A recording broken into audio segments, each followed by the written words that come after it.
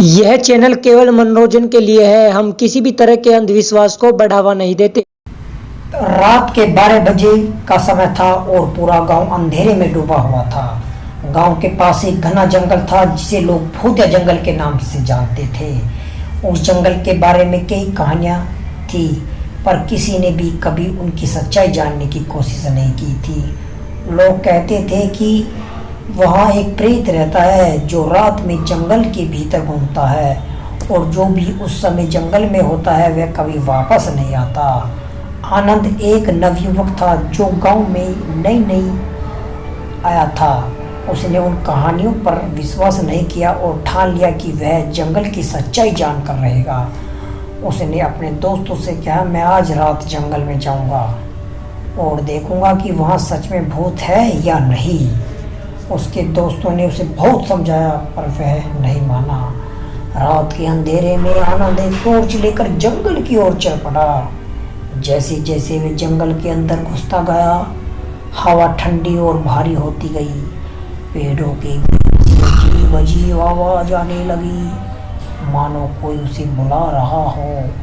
अचानक टॉर्च की रोशनी में उसने देखा कि एक सफेद साया जो धीरे धीरे उसकी ओर बढ़ रहा है।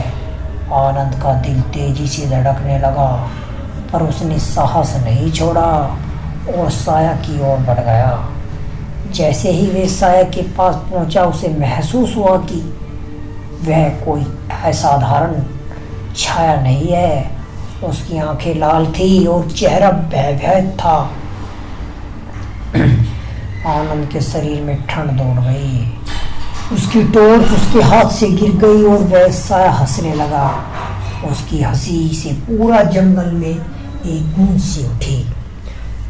आनंद ने भागने की कोशिश की, पर उसके पैर जैसे जमीन में जकड़ गए थे। साया ने अपने हाथ बढ़ाए और आनंद को अपनी ओर खींच लिया। अगले दिन सुबह गांव वालों आनंद को ढूंढने के लिए जंगल में गए, पर उन्हें केवल उसकी टूटी हुई टॉर्च और उसके जूते के निशान मिले। आनंद का कोई नामो निशान नहीं मिला। लोग कहते हैं कि वह प्रेत अभी भी उस जंगल में भटकता है और हर साल किसी न किसी को अपने शिकार बना ही लेता है। गांव के लोग